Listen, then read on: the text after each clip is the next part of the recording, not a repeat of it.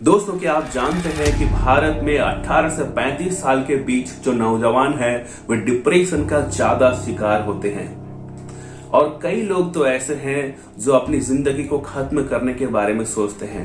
न जाने उनकी जिंदगी में क्या क्या संघर्ष चल रहा है जिसके वजह से वो तनाव से होकर गुजरते हैं, डिप्रेशन का शिकार हो जाते हैं और जिंदगी को रेंगते हुए, लड़खड़ाते हुए जीते हैं। कई लोग मुझे कॉल करते हैं और कहते हैं कि भैया सर, मेरे लिए प्रार्थना कीजिए कि मैं डिप्रेशन से बाहर निकल जाऊं। कई लोग मुझसे कहते हैं कि मैं नहीं जानता कैसे मुझे डिप्रेशन से बाहर निकलना है, और कई तरह का कोशिश वे लोग करते रहते हैं। दोस्तों, आप डिप्रेशन का शिकार हो या नहीं, कोई बात नहीं, लेकिन आज का यह टॉपिक डिप्रेशन आपके लिए बहुत महत्वपूर्ण है। आपको यह बात मालूम होना चाहिए कि डिप्रेशन एक बीमारी है। यदि आपको यह बीमारी नहीं है तब भी कोई बात नहीं, लेकिन आपको इसका जानकारी होना बहुत जरूरी है ताकि आप अपने दोस्तों को सहायता कर सकें। अगर आप खुद डिप्रेशन के शिकार है तो पक्का इस वीडियो को आप पूरा देखना।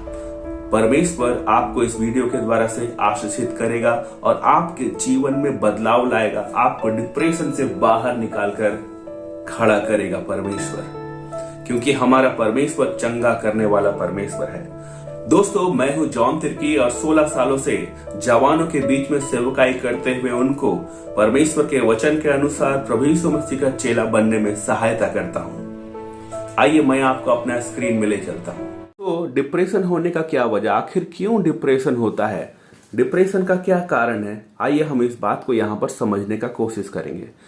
देखो, बाइबल हमें बताता है कि परमेश्वर ने हमें अपने स्वरूप और समानता में सृजा है। ओके, परमेश्वर ने हमें आत्मा, प्राण और देह दिया है। ओके, हमारा देह मतलब हड्डी और मांस का शरीर, प्राण मतलब जिसमें भावना है, जिसमें इच्छा है, हाँ और ना करने का फ्रीडम है। ओके, प्राण जिसमें हम खुश होते हैं और दुख भी होते हैं। सो भजन संहिता में जब हम पढ़ेंगे तो हम वहां पर पाएंगे परमेश्वर ने हमें अद्भुत रीति से रचा है, बनाया है। ओके, परमेश्वर जानता है इस बात को। सो हमारा शरीर में अगर कुछ बीमारी होता है ना, तो हमारा प्राण और देह भी नुकसान झेलता है। कहने का मतलब यह है कि अगर शरीर में कुछ हुआ है तो हमारा प्राण में भी असर करेगा। तो कभी कभी हम लोग कुछ बीमारी का शिकार हो जाते हैं, लंबे समय से बीमार होते हैं, तो हमारा सोचने समझने का ताकत भी घटता जाता है और बीमारी भी हमें कह सकते हैं डिप्रेशन देता है। ओके, दूसरा बात है असंतुलित भोजन। आजकल बहुत ज्यादा देखेंगे फास्ट फूड या फिर मिलावटी खाना चल रहा है। जब हम ये सब भोजन खाने लगते हैं ना, तो शरीर में ताकत उतना नहीं मिलता, हमारा इम्यूनिटी पावर कम होता है और हम डिप्रेशन के शिकार होते हैं। बहुत लोग आजकल मोबाइल में गेम खेलने लगे। ओके, बाहर मैदान में नहीं खेल रहे, घर के अंदर बंद रहते हैं। और फिर हमने ये भी देखा कि लॉकडाउन के दौरान बहुत सारे लोग चार दीवारी के अंदर अपने रूम में बंद थे, कहीं बाहर नहीं जा सकते थे। तो वो भी एक वजह रहा कि शारीरिक कसरत हमारा हो नहीं पा रहा है, तो इससे भी डिप्रेशन जो है होने लगता है। फिर हम ये भी देखते हैं बाहरी कारण। अभी ये बाहरी कारण में क्या है, जैसे कि पारिवारिक पृष्ठभूमि। उदाहरण के लिए, अगर एक परिवार में 2-3 लोगों को डिप्रेशन है तो इसका मतलब चांसेस है कि और दूसरा जो परिवार का सदस्य है उनको भी डिप्रेशन हो सकता है। कई बार ऐसा होता है कि परिवार का माहौल उतना अच्छा नहीं होता, या आपको उतना प्यार नहीं मिलता, परिवार में देखभाल नहीं मिलता। कई तरह से माता पिता, पेरेंट्स झगड़ा करते रहते हैं, जिससे बच्चे अपने आप को असुरक्षित महसूस करते हैं। तो ये सब पारिवारिक पृष्ठभूमि भी डिप्रेशन का कारण हो सकता है। एक भाई ने कॉल किया मुझे कि मैं दिसंबर तक बाइबल पढ़कर मर जाना चाहता हूं। मैंने पूछा क्यों? तो उसने बताया कि कोई मुझे प्यार नहीं करता। यह बात उसने बताया। परिवार में दूसरे लोगों को प्यार मिलता, उसको प्यार नहीं मिलता, ऐसा उसको महसूस हुआ था और वो आत्महत्या करने के बारे में सोच रहा था। दूसरा, पिछला चोटिल अनुभव। तो बचपन में किसी ने एब्यूज किया है या शारीरिक शोषण किया है या कुछ ऐसा घटना हुआ जिससे आप हर्ट हो गए, आपको किसी का कोई बात बहुत दिल से लग गया और आप उस बात को भुला नहीं पा रहे, आप उस बात से उभर नहीं पा रहे, उस चोट को अपने अंदर लिए हुए हैं, तो वो अनुभव भी अगर आपका 2-3 महीना से ज्यादा हो गया है तो आप डिप्रेशन के शिकार हो सकते हैं।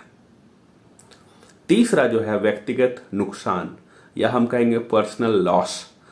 कभी कभी किसी ऐसे व्यक्ति जिससे हम बहुत प्यार करते हैं, जिससे हम बहुत जुड़े हुए हैं, और होता यह है कि हम उस व्यक्ति को अगर हम खो दिया या उनका डेथ हो गया है, या हम कहे कि किसी से हम प्यार करते हैं और ब्रेकअप हो गया, हमारा रिलेशनशिप टूट गया है, तो इस स्थिति में भी अगर वो दर्द लंबा समय तक चलता रहे तो हम डिप्रेशन के शिकार हो सकते हैं।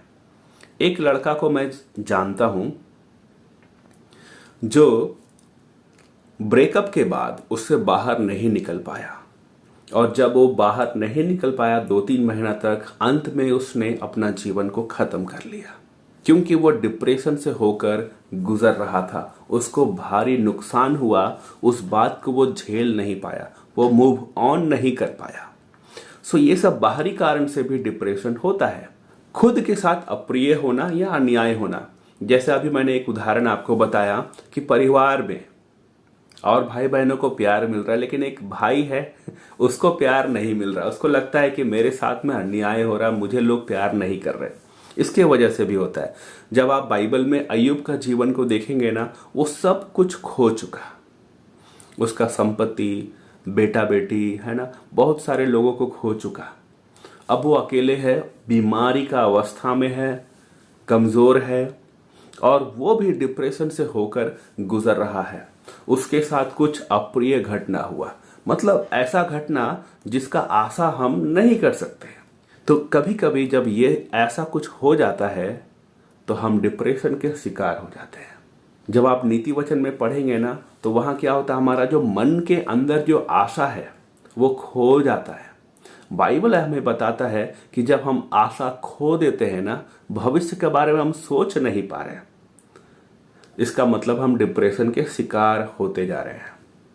हम अपना आशा जो है खो देते हैं, आगे जिंदगी कभी ठीक होगा इस बात का आशा हमें नहीं रहता, हम आशा खो चुके होते हैं। सो ये भी डिप्रेशन का कारण होता है। बाइबल डिप्रेशन के बारे में क्या बताता है? सो आइए हम इस बात को बहुत ध्यानपूर्वक देखें और जानें, क्योंकि बहुत लोग इस बात को नहीं जानते हैं कि बाइबल डिप्रेशन के बारे में क्या बताता है। ओके, जब आप पहला शमूएल 1 उसका 10 वचन में पढ़ेंगे तो यहां हम निराशा के बारे में पाते हैं। ओके, यहां एक स्त्री प्रार्थना कर रही है रो रो करके। ठीक है, क्या बोल रही है कि वह मन में व्याकुल होकर यहोवा से प्रार्थना करने और बिलख बिलख कर रोने लगी।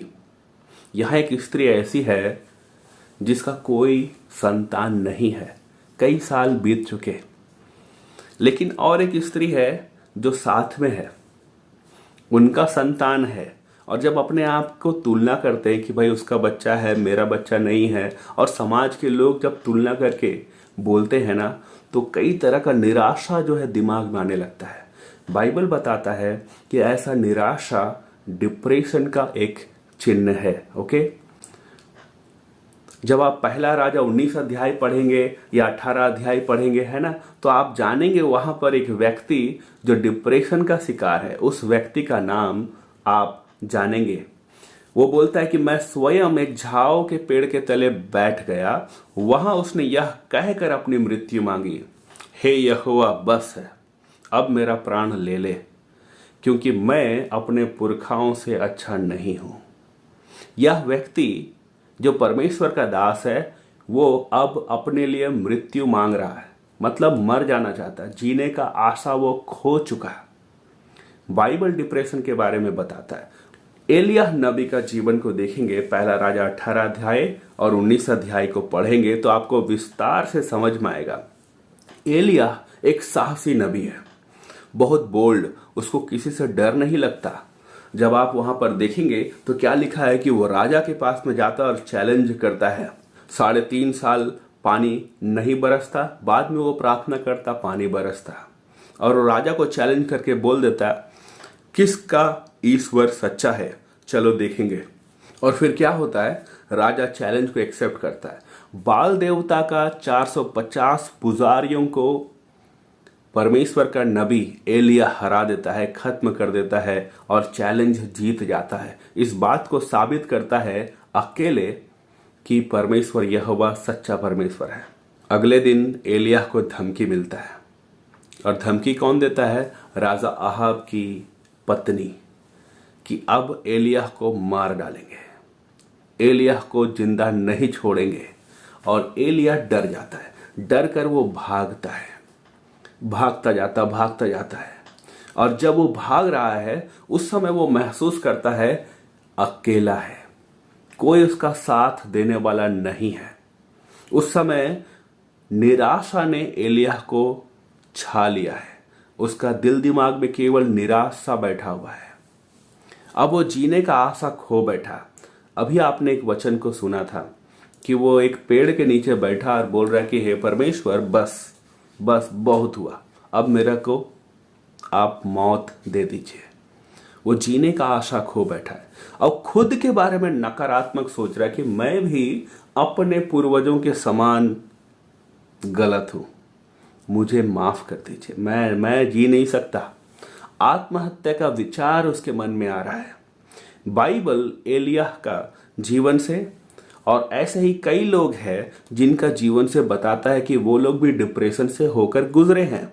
ओके, क्या आप डिप्रेशन से बाहर निकलना चाहते हैं? हाँ, क्या आप चाहते हो कि आपका फ्रेंड जो डिप्रेशन से होकर गुजर रहा है उसको बाहर निकाले? क्या आप अपना फ्रेंड को डिप्रेशन से बाहर निकालना चाहते हो? यस या नो? आप कमेंट करके बताइए। ओके।